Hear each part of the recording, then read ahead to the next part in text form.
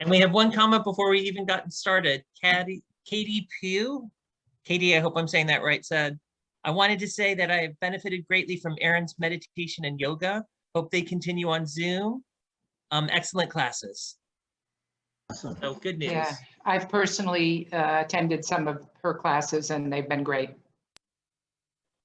Good to hear. So welcome, everyone. My name is David Mariner, and I'm the Executive Director of, oh, you can't, can you see me? I'm David Mariner, and I'm the Executive Director of Camp Rehoboth. Today, we're excited to share with you what we've learned during the pandemic, how these experiences will impact our work going forward. We'll also discuss plans for some of our signature events that are such an important part of our local LGBTQ community. And we'll field some questions from you, our amazing supporters and members. I hope you'll let me know what you think about tonight's event. If it goes well, we'll schedule some more events like this. We want to let you know what's happening at camp and to get your input. So please feel free to give me a call or send me an email to let me know what you think about tonight or what you think in general. Always welcome the opportunity to meet members for coffee or just for a chat. So to guide us in, thinking back to March and the kind of the beginning of the pandemic, the separation and isolation caused by COVID-19 impacted our community. Also, the inability to meet in person or attend events or even interact with friends at our building left many people feeling disconnected from camp.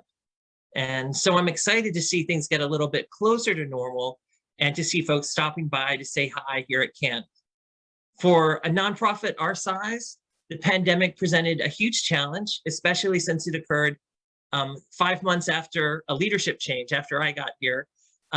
From day one, the health and safety of Camp Rehoboth staff and those we serve was and remains our top priority. By working together, the staff and board adjusted and continued to provide services to the community. Almost overnight, the staff transformed the in-person programs to virtual ones, offering classes and discussion and support groups online. Sal's going to talk more about that.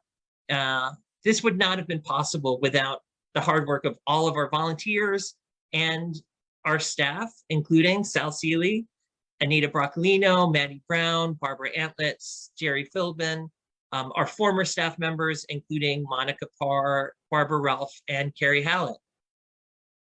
Letters from Camp Rehoboth, our magazine, also changed in the past year.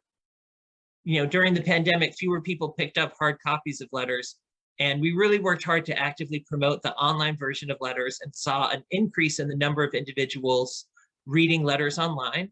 We found new ways of communicating with you through our YouTube channel, and shout out to the Camp Rehoboth Chorus, who are by hands down the biggest stars of our YouTube channel at the moment. We found we're grateful to everyone from Letters for keeping Letters from Camp Rehoboth going even during a challenging time. And so thanks to Faye Jacobs, Murray Archibald, Trisha Masella, Mary Beth Ramsey, our editor, Beth Shockley. I'm excited to say that this upcoming issue of Letters from Camp Rehoboth will be the largest one we've produced since the pandemic hit. We're back up to 112 pages and really excited for that issue as it's our pride issue. By many metrics, participation here at camp has actually increased during the pandemic because we've been able to reach so many people online. And it was a great reminder that Camp Rehoboth is more than just a physical space. It's people, and it's not only our staff and our volunteers, but our community members like you and our members. Because of our loyal members, we're able to offer these programs and services that benefit not just our local community, but now really all of Sussex County and sometimes even beyond. I just wanted to highlight a couple things that we've done during the pandemic. First off, we continued to operate and developed a comprehensive approach to maintain day-to-day operations. And we provided our members with information about COVID, the guidelines, and we reached out to the community and developed a way for volunteers to provide support to folks who were homebound. We adjusted our protocols and procedures here at camp, and we continue to offer HIV and STI testing a little bit differently, but still able to provide that essential service. We applied for and received 2 payroll protection program loans, which are being forgiven, and we did not, thankfully, have to have any reductions in staff. And thanks to you, we had an amazing virtual Sundance event with generous support from the community. So there have been a lot of challenges, but there's also been some really great things that have come out of this paradigm shift, have you? And while we've been doing all of those things, we've also looked at some of the priorities that the board has laid out for Camp Rehoboth. Before I got here, the board worked on an amazing strategic plan. And there's some pieces in there that we've really kind of tried to focus on. One of them is, stepping up our advocacy work and really trying to be a voice for the LGBTQ community. And that happens in big and small ways, but super excited for the 3 openly LGBTQ legislators in our state legislature and the Rainbow Caucus that they have formed, and the opportunities to work with them. The opportunities we have to work here with the city of Rehoboth on the HRC Municipality Equality Index and other efforts. I think on our advocacy work, I also want to give a huge shout out to Maddie Brown and Barbara Antlitz, who, if you check out Letters from Camp Rehoboth, have been doing some really great work and some articles. Maddie's been doing articles, and Barbara has been helping on the issues that transgender and non-binary youth are facing in schools all across Sussex County. And there's a lot of work to do in that area, but I really applaud them for highlighting that work, and look forward to seeing change in those areas as well. Another piece that we've kind of focused on that has been a priority is really being a place that is inclusive and welcoming for everyone. So we've done work on being more inclusive of LGBTQ people of color. We've launched the BIPOC support group. Just this past weekend, we hosted some folks who are going to be working on a Delaware Black Pride event next summer, which I'm super excited about. And we've done some great work with the Delaware Alliance for Racial Justice. We've also made an effort to be more inclusive of trans and non-binary individuals. And really, if you flip through the pages of letters, you'll see more diverse voices represented in the magazine and us covering new topics, which I'm excited about. And we've had some great events here and some great programs, including we just wrapped up the Transcending Gender art exhibit and history exhibit for the transgender community. So excited about those things. I could go on, but there's lots of folks who are going to be talking tonight. So I just want to end with saying thank you. Thank you for your support and for seeing us through a challenging time. And please feel free to stop by or reach out anytime. A few housekeeping details. This webinar is going to be recorded and it'll be posted. It's on Facebook Live. It will also be on our YouTube channel. Because of the people, there's so many people on the call today, we will take questions just through the chat function. So feel free to send some questions our way. I'll also be looking for questions on the Facebook page since we're on Facebook Live. And we'll try to get to as many questions as we can today. So with that, I'd love to hand it over to Salvatore Seeley, our Health and Wellness Director. Hey everyone, good early evening on this sultry June day. David, thank you for the introduction. I appreciate it. For those of you who may not know me, my name is Salvatore Seeley. I'm Director of the Health and Wellness Programs at Camp Rehoboth, and I am coming into my 21st year. It was 21 years in April, and it's been so exciting being part of an organization that I first started out in a small room right by Laurie's, for all of you that know the courtyard, when there were 5 of us vying for space at that time, into what Camp Rehoboth has grown into today. So many exciting changes, and there's so much more that's coming as we look forward into 2021 and moving or incorporating the pandemic and what that means for us and for our community. For the past 30 years, Camp Rehoboth Community Center has provided a place for the community to come together for educational programs, for medical services, cultural events, and more.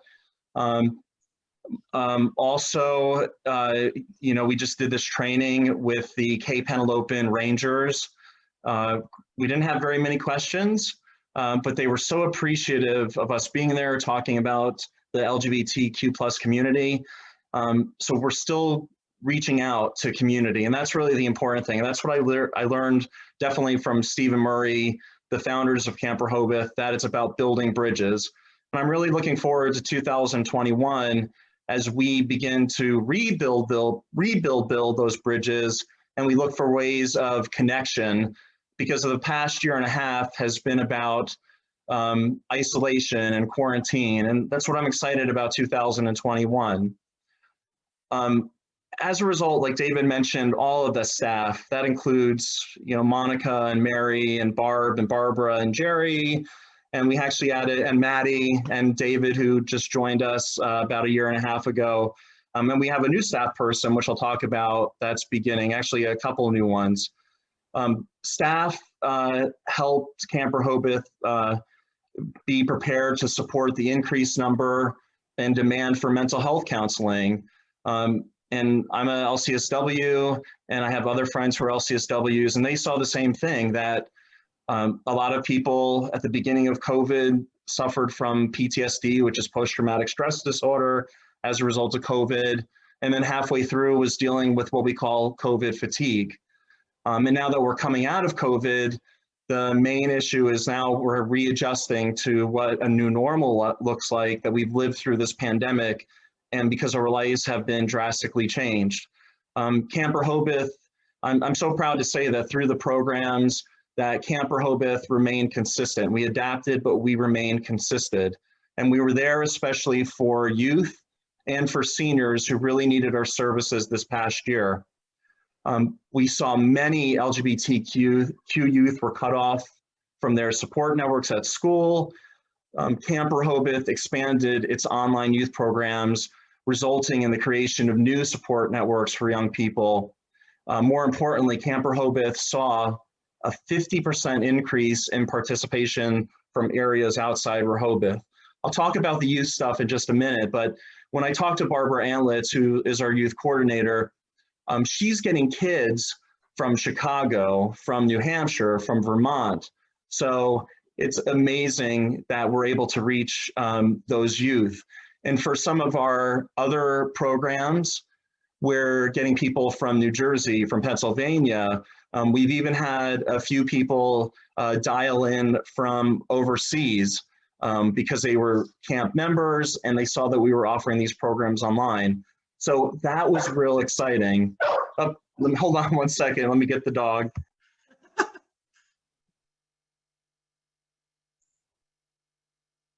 Live TV.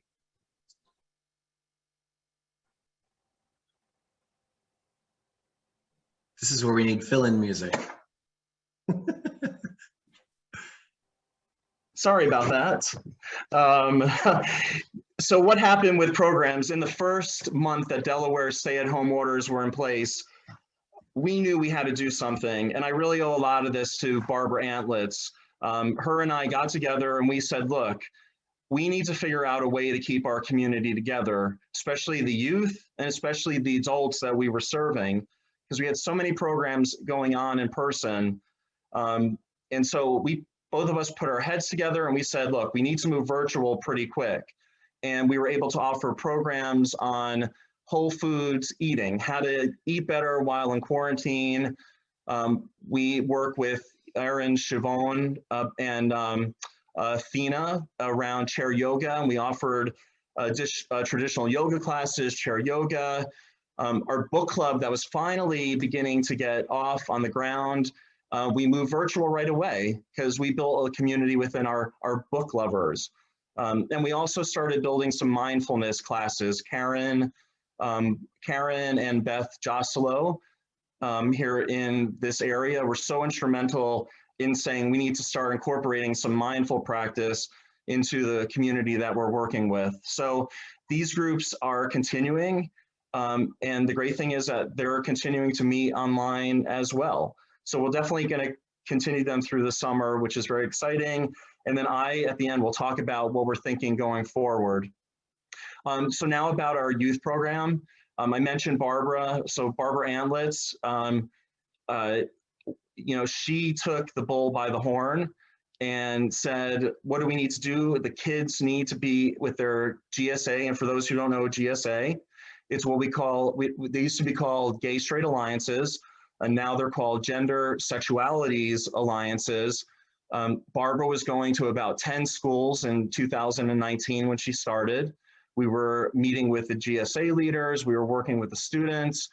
And here's a funny, I think this is a serendipitous story. We had worked with Milton Theater on bringing the first ever GSA gathering in Sussex County. So we brought 10 schools together. We brought teachers, GSA leaders who have never met. We brought them together. I think we had about 65 kids. The funny thing is that JP and Fred from Milton Theater, we were scheduled a week later. So JP and Fred begged us, can you please move this event back a week? And we're like, okay, we'll do it. We can be flexible. And we're so glad we did, because if we kept it on that week that Barbara and I originally said, then it would have been canceled. So I think the gods and goddesses were looking out for us and kind of hinted in our ears that we need to change this. So Barbara Antlitz, if you're out there, thank you for all the hard work you've done.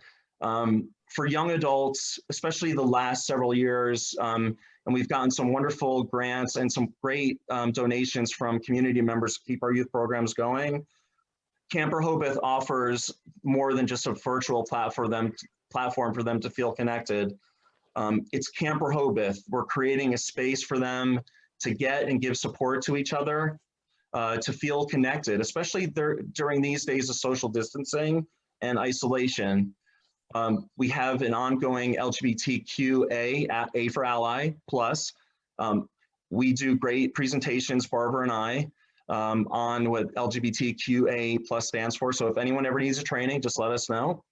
The youth circle that meets, it offers an opportunity for these young adults to connect. And I can go on with stories, but I love this story. And this is it's kind of funny, it's kind of sad, but how important this group has been for these kids. Barbara, and I don't think Barbara would mind me telling the story. There was one kid, and Barbara says all the kids and she were wondering why it was dark. And so they asked the young adult, they said, why are you in the dark? And this young adult said, oh, I'm in the closet. And we're like, and then Barbara and the kids are like looking at each other, and I think there was like an uncomfortable giggle. And so the youth was actually literally in the closet because they couldn't be online anywhere else, and they really wanted to reach that group. So that just shows you how important that these youth programs have been, because those kids had the support network in school, and we were able to provide them with this support network at home, even if they had to do it from their closet. Another program that is near and dear to my heart is our HIV prevention program. Other than letters, the Camp Safe program, our HIV prevention program, is the oldest program out of Camp Rehoboth. That has been around for about, I think, 24, 25 years.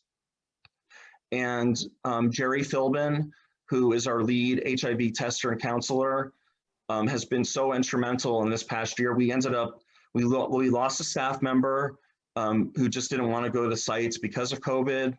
Unfortunately, we had a death on our team. Alan Cuff we lost right during the epidemic. And so it was basically the Jerry and Sal show.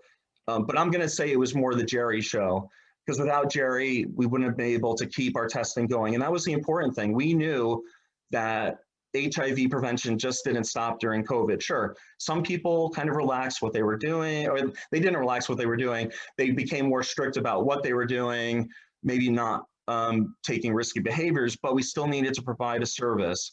So the biggest amount of time that we stopped providing testing was maybe about a 2-week period. And during that 2-week period, we worked with Dr. Chasnoff over at BB to say, how can we resume this safely? And within 2 weeks, right after everything was shut down, we started offering HIV testing right away. It was by appointment only during that time, but we were able to continue the service, and that was so important. And then once everyone was getting vaccinated, we then resumed testing in our other sites. And I don't know if you all know, but we have I call them the camp auxiliary offices. We do testing at the ACE Center in Georgetown. We do testing at ACE in Seaford. We do testing at the Laurel State Service Center. We do testing at a church in Seaford called Macedonia. And then we're adding, actually, hopefully next week, we're adding an additional site in Seaford. And this is to bring testing services in a region of our county that is severely, disproportionately not serviced. So we've got so much to do, and Camp Rehoboth continue to thrive during pandemic with our testing programs, with our youth programs, and we're excited about what this means going forward. I'm trying to think what else I could say. So I know I don't want to monopolize the time, but my last statement is what we're looking at going forward is we want to create a hybrid program. So we want to get back to in-person, but now that we have other people that are part of our programs, and especially people in Laurel, in Seaford, in Delmar, in Bridgeville who can't make that ride over or who are homebound, we're going to continue to work on providing hybrid programs. We may not be able to do everything hybrid, but we're going to see and we're going to work really hard about incorporating technology so those people that can't make it to camp are going to be able to dial in or call in. And I talked about themes. So the theme we had this year for programs was building diversity. And David mentioned a few of those. We have our BIPOC group. And for those who don't know that acronym, it's Black, Indigenous, People of Color group. And Jason, we are grateful for Jason, who's our volunteer, leading that group. So that's been exciting. Barbara Antlitz, again, worked really hard. And this has been kind of the blessing of Zoom. We've been able to network with tons of organizations, and we've been able to bring speakers in on courageous conversations within how do we support Black queer people in our community. We had a speaker in from Chicago talking about the history of anti-Asian violence when all of that stirred up. So the grateful thing is we've been able to, at like the spur of the moment, we've been able to come up with some really great programs. And again, thanks to relationship building. So the theme going into 2021 and for the summer and the fall is going to be about connecting community. Is after this pandemic, let's connect community. Let's build relationships and build bridges. And we've got some real exciting things in the work with Bay Health. With BB, we're working on a top secret project that you're all going to be excited about. I know I am. Our youth group is going to continue to thrive, which is called Youth Up now. We rebranded that. Barbara will be going back into the schools, fingers crossed, hopefully in the fall, once they figure out how that's going to look like. We have 2 new staff people that joined us, and this just shows you how camp is growing.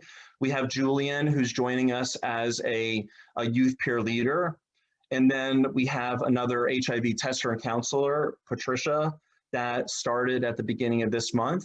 So we are just so excited that while many community centers didn't grow, that camp has just grown leaps and bounds over this past year. And thank you all for listening to me blubber on about this. And again, 21 years at Camp Rehoboth, I couldn't be happier.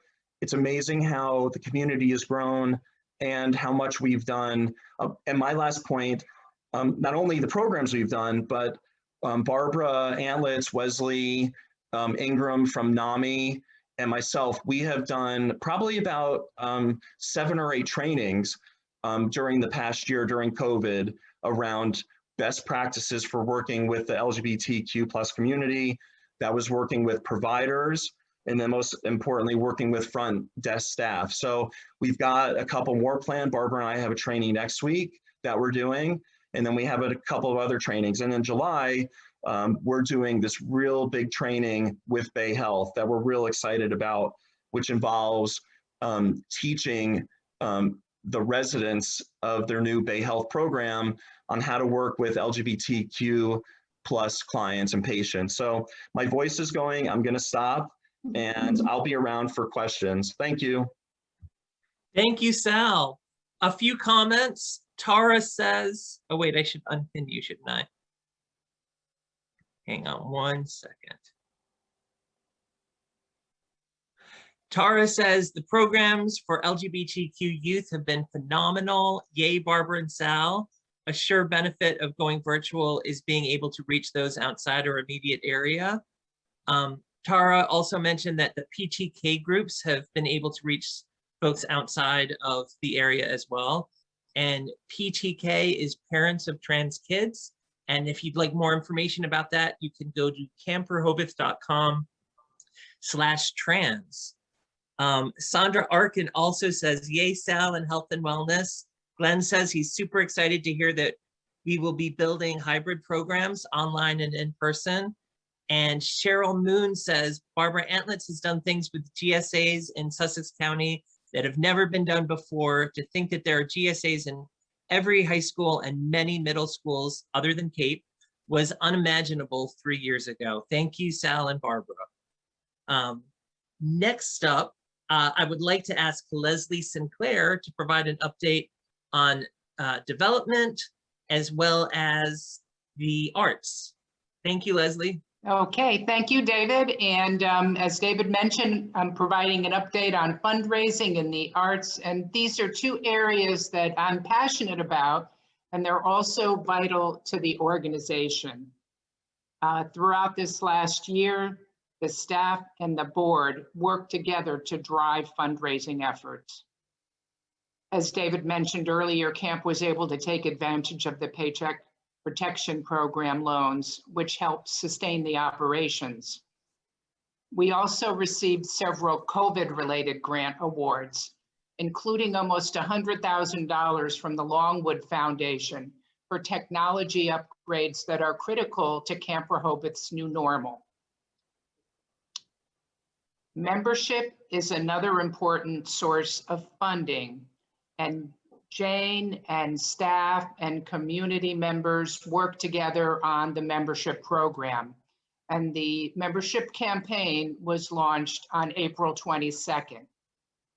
I want to thank everyone on this call because you've had your very generous response has been a great support for Camp Rehoboth. And this support shows us that you care about the spirit of justice and inclusiveness, and it shows how our community stands together alongside our neighbors. We heard back from in excess of 100 people, with new people joining Camp Rehoboth for the first time, and many previous members returning to support Camp Rehoboth, as well as current members sending in early renewals for calendar year 2023. And this, again, has helped to support and fund Camp Rehoboth financially as we work through the COVID challenges and restrictions that you've heard about. The arts also helped to sustain us during COVID. Many of you tuned in as Doug Yetter and members of the Camp Rehoboth Chorus brought us enjoyment and entertainment with the virtual First Fridays that are brought to you live from Camp Rehoboth's Facebook page. And again, also as David mentioned, on the Camp Rehoboth YouTube channel. The Handmade Market, it's another popular new offering that was started by staff and supported by volunteers during COVID. This fun, safe courtyard event has had the added benefit of supporting our local artisans who've also been challenged during this time. This year's Fest Art 2021, the biggest Women's Fest exhibit ever, promoted women in the arts. And we posted the art on the Camp Rehoboth website so people who couldn't make it into the gallery could see the art and make purchases, which they did. And we also offered 2 fun and educational virtual talks. In addition to promoting women in the arts, a team of community members has been working to increase the diversity in artist representation for Camp Rehoboth. Black artists, transgender artists, gender nonconforming artists, younger artists are all being promoted during specific exhibits, and more importantly, all year long. Some of you may have seen WRDE News last night, where Anita and I were featured. Camp Rehoboth's current exhibit is a celebration of life with pride in honor of Lee Wayne Mills, and it's now on display. In carrying out Lee's wishes, proceeds from the sale of this art will be used to support the Camp Rehoboth youth programs that you heard about from Sal. This Friday's handmade market will include Lee's work, as well as many other artisans. And then on June 19th, from 4:30 to 6:30, we're going to host a Life with Pride reception. And we hope that you'll come out to experience Lee's stunning work, maybe make a purchase because you'll be getting a piece of fine art from a wonderful community member, and also supporting the youth programs. So thank you so much. I don't know if there's any questions, but if you have some questions, please put them in the chat. Back to you, Leslie. Yep. We'll also take some questions at the end. Mark had one comment that I think was more for Sal and Barbara. Has camp considered going to an alternative LGBTQ prom or dance for high school kids? We have thought about it, and that is a really good suggestion. And I am going to leave it at that. But there might be something in the future around a dance at camp, and you'll be all the first to know about that. I can't give any more information on that, but it's looking likely. Wink, wink. I think if Barbara was here, one other thing that she might say, I don't want to put words in her mouth, but one of the things I love about the youth program is it's so very youth driven. And Barbara has really carried that value of listening to young people and creating the programs and the content that they're most interested in. So, you know, it's really about what young people are asking for. Is that a fair thing to say, Sal? It's totally fair. And before we move on to the next speaker, I do have to let everyone know, I talk about all these serious programs, but part of camp is camp. And we plan to bring some fun programs back. We have mini golf that started, and you'll all be the first to know that we're going to start with our trips again. Our trips are really popular, so just be on the lookout. We're going to get back out there to New York and to some of the other places that people suggested. So part of programs is fun. Wonderful. Thank you, Sal. I'm not seeing any other questions right now. So let me hand things over to our board president, Chris Beagle, who's going to give us an update on some of our events. Thank you, David. And Sal, I appreciate that nod to the fun that we have at Camp Rehoboth that we're known for. And we are so excited to be getting back to that. But first of all, you know, the past 15 months have been like none other that any of us have ever experienced in our lives. And as challenging as that time has been, it's in large part because of the support of all of you on this call, and our members and our supporters that Camp Rehoboth has been able to weather this storm. And so on behalf of the board of directors, I'd like to thank each of you sincerely for your continued support and loyalty, because it means so much to our ability to sustain ourselves and to continue to provide the services and programming that we've been able to provide. So thank you all, and thank you all for being on this call and taking some time out of your busy days. Now that we are all starting to get back to what life was like before COVID. And at some points I wondered if we were ever going to get to this, but I'm so looking forward to actually seeing many of you in person. As we enter another summer season, it will come as no surprise to you that we have been busy planning what's known as many of our quintessential and iconic Camp Rehoboth events. The staff and the board have been working together as we establish this new normal. And of course, that discussion at this time of the year, this also won't surprise anyone on this call, from an event standpoint anyway, is of course Sundance. Sundance is not only Camp Rehoboth's largest fundraiser of the year, it also brings our community together to celebrate everything Camp Rehoboth. And while COVID prevented us from celebrating in person last year, Sundance was able to raise over $100,000 to support our important work. And once again, for any of you that supported Sundance, particularly last year and in the years past, thank you from the bottom of our hearts. It's just so critical to continuing the good work that we do, to have support that we do. So I thank you.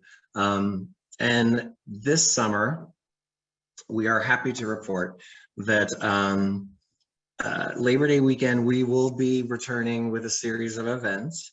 There will be some changes to the format. It'll begin, basically it's going to be focused on a week-long series of events. And we're going to begin with the 11th annual, I can't believe it's 11 years already, Sundance Racing Festival, which occurs the Sunday prior to Labor Day weekend. And throughout the week, there will be a series of smaller events yet to be determined exactly. We have some exciting things in the making, but those announcements will be coming shortly. One thing that I do want to reiterate is,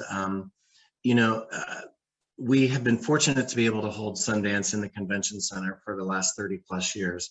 And we are also fortunate that the relationship we've enjoyed with the city those many years, the city we have reached out to the city and vice versa in terms of our ability to host events at the Convention Center over Labor Day weekend. And the important thing to remember is that that it is the City of Rehoboth's community center, a convention center, sorry, it's not Camp Rehoboth. So we of course are bound by what the city and in many cases the state will allow events to be at that time. So given the timing of where we are right now, we have to make certain decisions based upon the guidelines that are in place at this time. And people are very excited, of course, about how much life is returning to normal, and we're seeing things all over and all around us. But we need to make those decisions based upon the guidelines that are in place now. So having said that, we are looking at having 2 nights of performances on Friday and Saturday with some exciting talent that we are this close to being able to announce. So that's a bit of a teaser, but we'll be doing it soon. Trust us on the fact that I think you'll be excited. And we plan to continue to hold the auction again this year.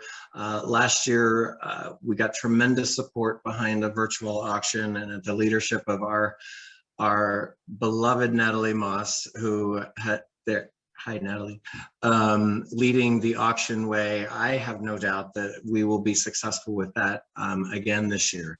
So we're hoping to do a bit of a combination perhaps with maybe some live auction items occurring during the entertainment, not during the entertainment, perhaps at the start or intermission, but something like that.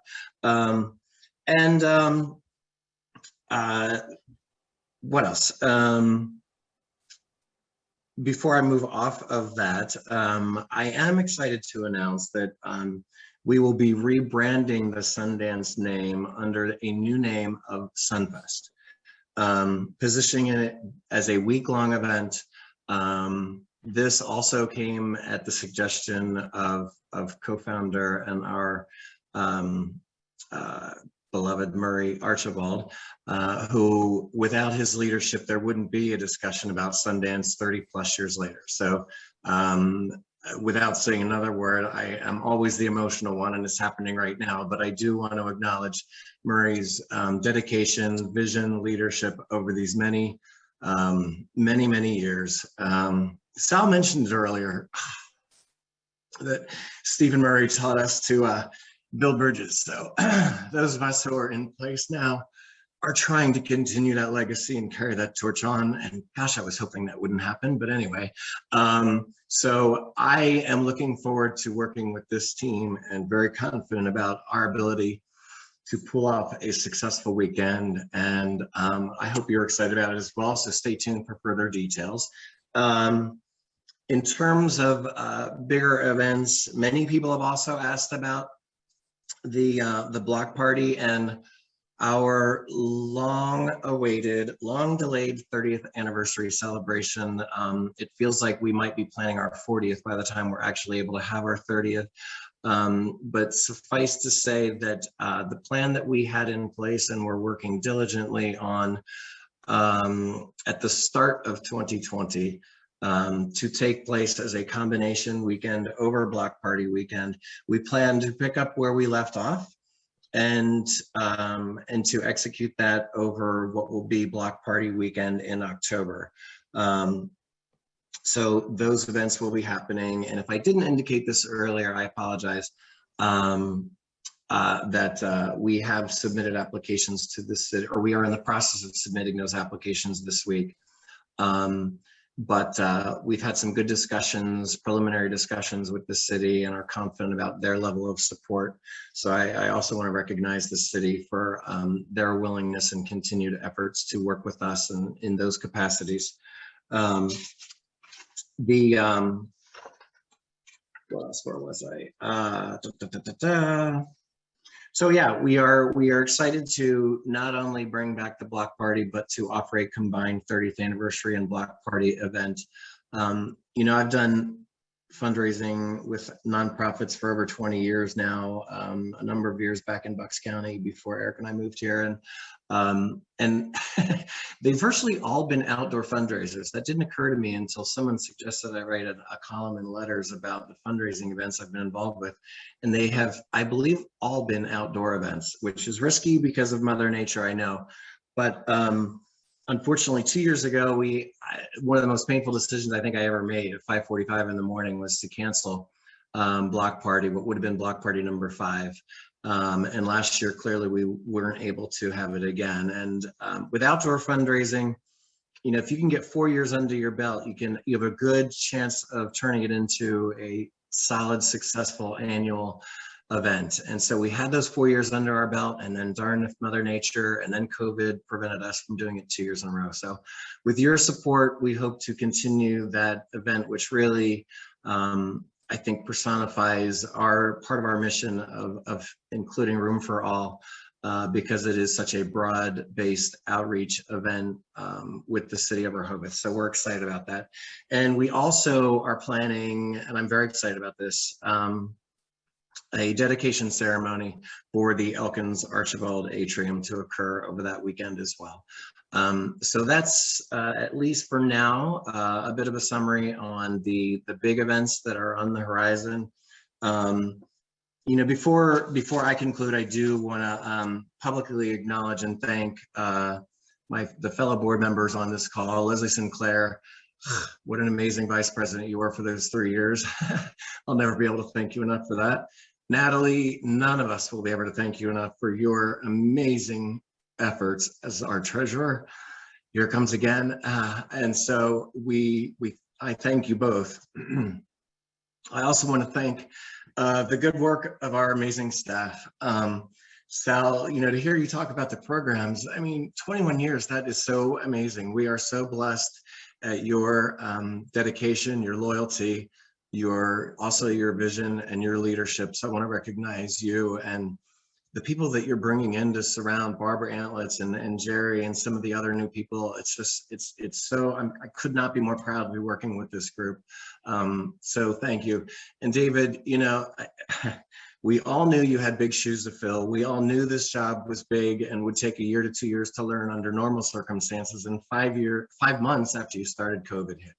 So I appreciate your efforts in leading us during a very challenging time in the organization's history.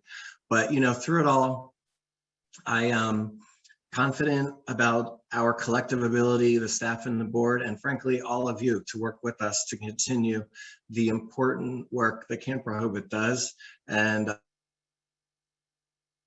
reach out. And from the bottom of my heart, thank you so much for your support. Thank you, Chris. And thank you for those kind words. If anyone has questions, please feel free to post them in the question and answer section. We have about 15 minutes for questions. One that has come up, Jerry Philbin said, please check that Sunfest is not trademarked, which is something that also would apply to Sundance. The Sunfest, if that's a reference to Sunfest Ocean City, that's in another state. So that would not preclude another state from having a similar event registered within its state. And Glenn mentioned that it asked if that name's going to be confusing. And I know that's something the committee suggested, or the committee considered when we were looking at names. So I don't know if you want to comment on that, or you want. Yeah, I mean, we you know, we could go round and round. I had a great conversation with Murray this afternoon, and one of the things that he suggested is, you know, in lieu of a dance, because frankly, at this point, we would not be allowed to apply for a dance to be held that weekend. Taking the dance name out of it was probably the single most important part of a renaming. And you know, we don't know what we're going to do in years ahead, but we thought it was important to convey that this is different this year, but also give a nod to Sundance. And frankly, a festival is a series of events, and so we're looking at making it that, and we hope that people embrace it and engage it, and we look forward to making it successful. Wonderful. So if there's any other questions, please post them in the question and answer section. Natalie is on board to answer any financial questions folks have, if they have them. I don't know if you want to say a few words, Natalie.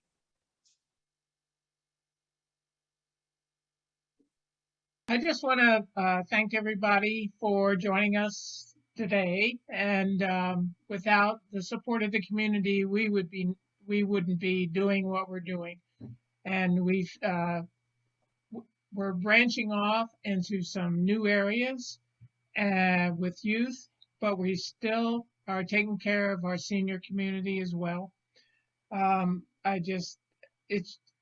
been with this organization for 30 plus years, and I'm very passionate about it, and I wouldn't be doing what I do if I didn't really care about helping the community. So that's all. I just want to thank everyone again, and keep up your membership, keep supporting us. Financially, we're in really good shape, but we still need you. We need your help. So let's have a great summer and great fall. And it's wonderful to be able to hug people again. Virtual hugs, Natalie. No more virtual hugs. Cheryl Moon says, thank you, Natalie, for all you've done over the years for camp. I second that. Thank you, Natalie.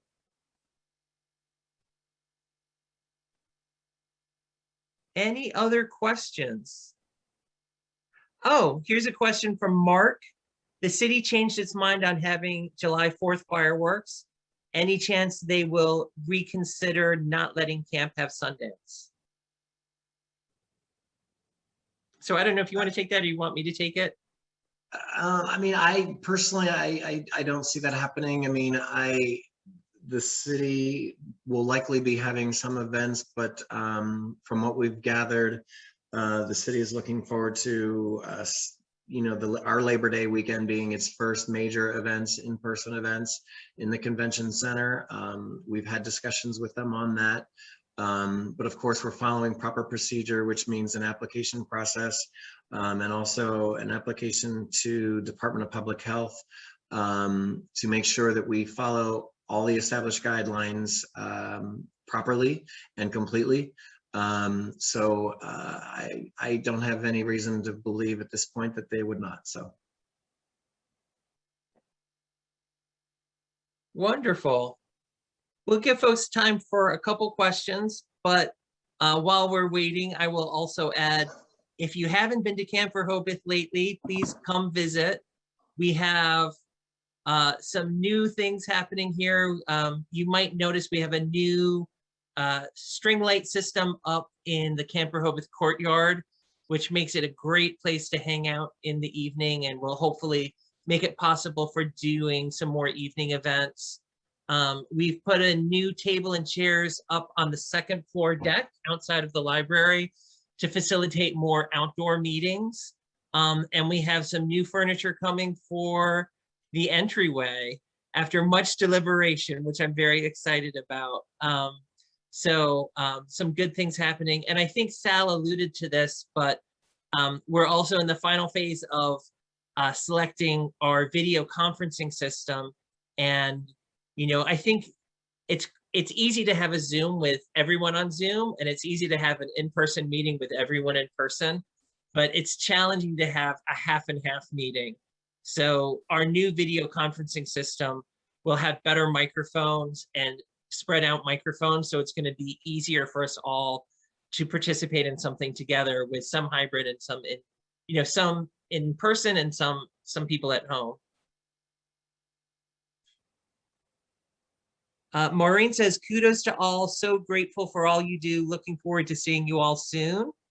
And Dick says, it's an incredible pleasure to know all that has gone on during COVID and the future plans. We love living here with camp in our backyard, so to speak. Camp is an incredible resource for the entire community. Keep up the great work. Thank you. Well, with that, if there's no other questions, we will call it an evening. I just wanted to thank everyone for being part of this. Thank you to our panelists and all of the folks who participated in this Zoom. I see current board members, past board members. I see lots of members and supporters of Camp Rehoboth. And so I hope to see you at Camp Rehoboth soon. And again, if you ever do have any questions, I am only a phone call away. Do our panelists have anything else they want to add? thank you Just all for again being to here. say thank you to everybody. Thank you so much. Wonderful. Thanks, everyone. With that, we'll call it a night. Good night, everyone.